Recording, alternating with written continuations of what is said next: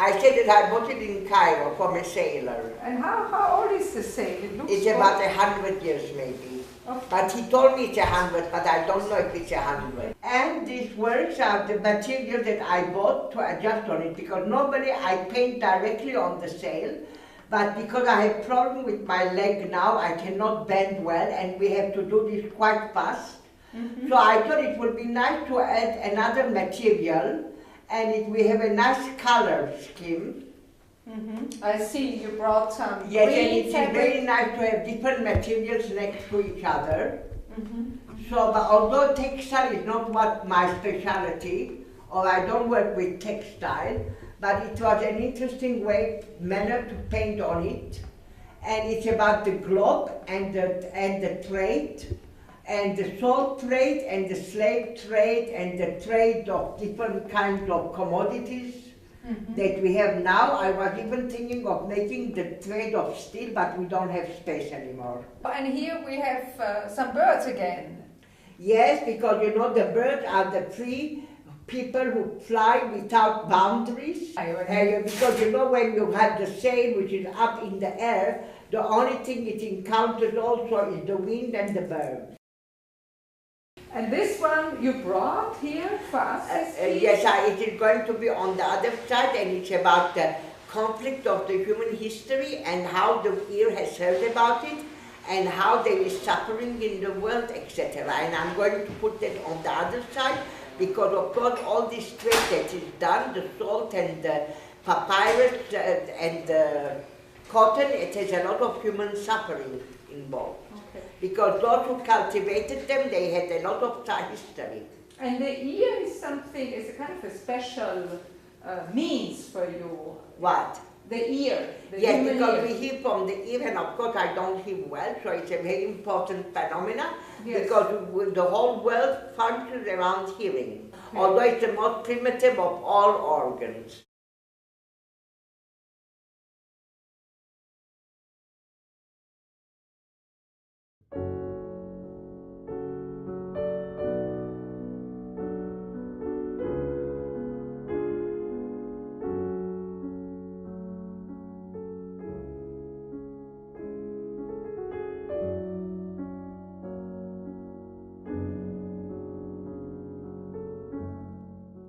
These are from 92. Yes.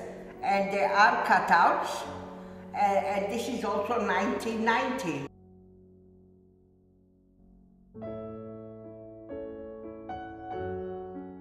It's another way of putting your thoughts together in a story. And life is a story.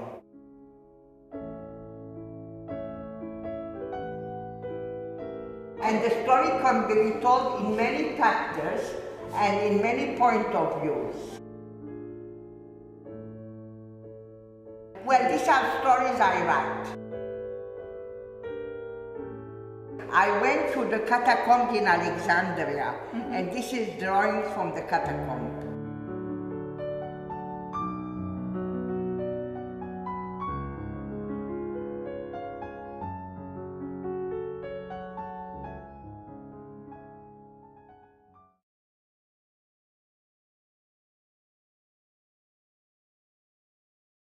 This is a cutout in space. Yes, this is done. It is a story of Nîmes, and it's the promenade dans l'inconscient, and it has some part of it comes from Genève's balcony about the revolution that is being made. The important thing is the concept of the city of Nîmes, how it started with Rome, with the Roman Empire, and how it changed, you know, it was the battle of Actium, etc. So it links many histories together.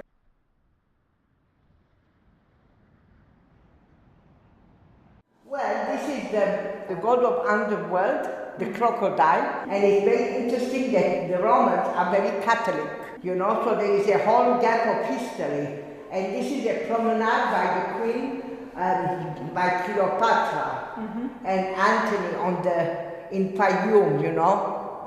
And this is the people of Nîmes walking in procession, you know, the people who work in the factories, where the factory work finished, you know, because they had the cotton and the cotton was imported. And then they had the Spanish influence, you know, with the matadors, etc. And the silk trade, you know, the making of the silk.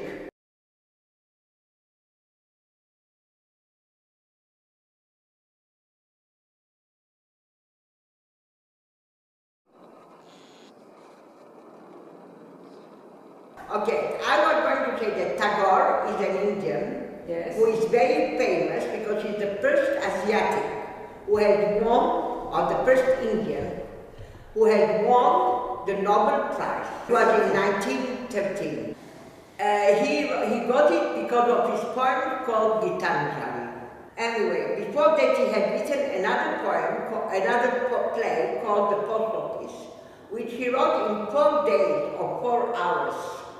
And it's very interesting that he wrote this post office because he was one of those men who loved. And he felt that the revolution or the change that the world was going to be based on in India was not by nationalism, but the love of art, the love of literature, the love of identity, the love of theatre. When he won his Nobel Prize, he went to Shantiniketan, where his father had also had land, and he decided to make a school because he felt that education was the most important phenomena. And then he made the school for art and literature and theatre, and the school was very interesting because it was very Platonic. He would give classes under the trees, in the open air, rather in closed doors. And you know, because in the past people used to take these things and you know, the actors were from. And this is the way the Asiatics played theatre or opera. If you went to a Tibetan opera, the same person would be acting all kinds of characters. So this is the same concept, you know, that the actor who is one person, which is Tagore, and he takes over and they are his images. You know? Can you explain? For example, the grey one is Tagore. That's Tagore with the beard. Yes. And who's the one with the red shirt? I don't know. It may be another person. This is the little boy. That's a little boy. Yeah, the long one, I think it's the sage who came. And that one, I don't know. Maybe the father or the uncle.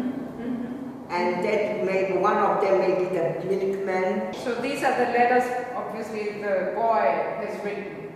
No, it's just the letters of, I wrote these letters about my own concept. And then we have this little mobile piece here. Yes, because you see, these are different interpretations of how to see for the play-to-play, the post office. So all this is one concept, you know, it's not this is to play, this is the drawing, this is not. It's one piece, and the title of the piece is Play to Play.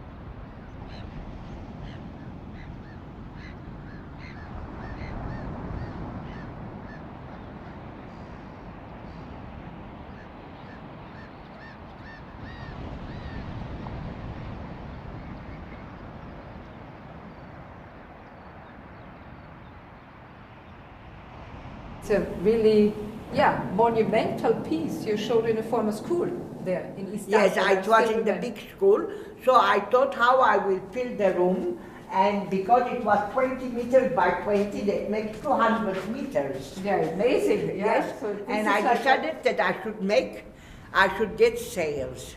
Because I thought that's the way it would cut through the room, and the sail will give really the feeling of movement, the feeling of the trip, the feeling of being on the sea.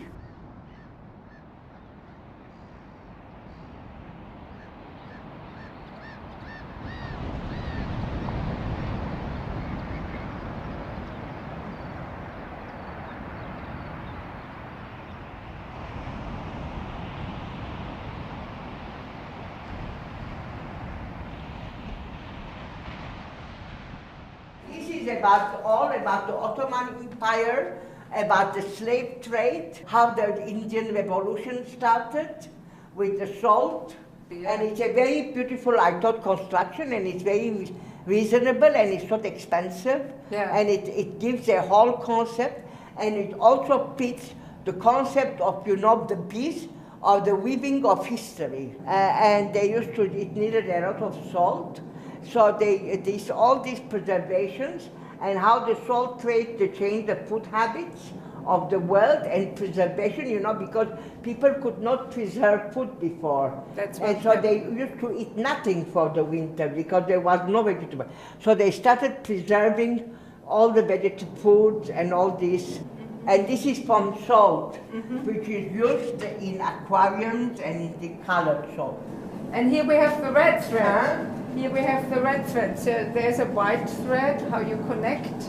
So this is the line of salt?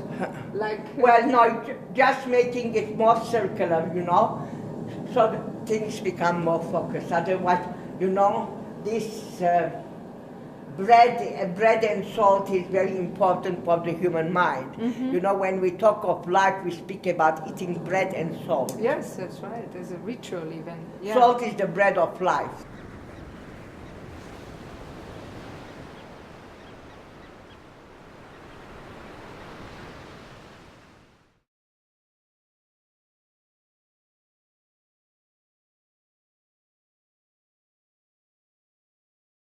Birds, one of the oldest living creatures believed to be from the family of dinosaurs, they fly freely in the sky as well as on the ground. They can walk as well as they can fly. As they move freely and live freely within their own needs and natural laws, it makes them the only species who has control both on the sky and on land. The traders are people who travel and barter for goods, and those barters eventually grow into trade, exploitations, and maybe exploitations for further trade.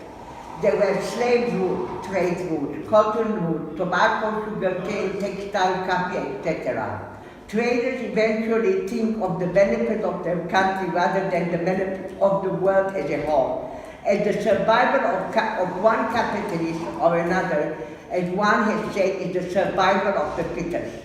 Capitalism in its most raw form is to leave all barriers towards a free trade.